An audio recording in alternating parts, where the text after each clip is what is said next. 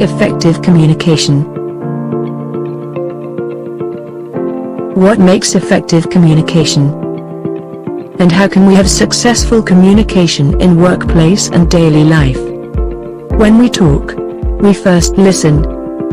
Being a good listener and get effective information from talking. Then we make reaction, when we receive the emotion and information from communication. We can use body language, facial expression, eye contact to react how we feel. This can be great inspiration for people to move on. We should be brave to express ourselves. Communication is to exchange information, so we can make assertive expression, sincerely express our thoughts and feelings. Finally, attitude is important.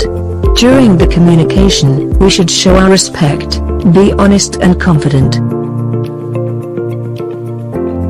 Listen, reaction, expression, attitude.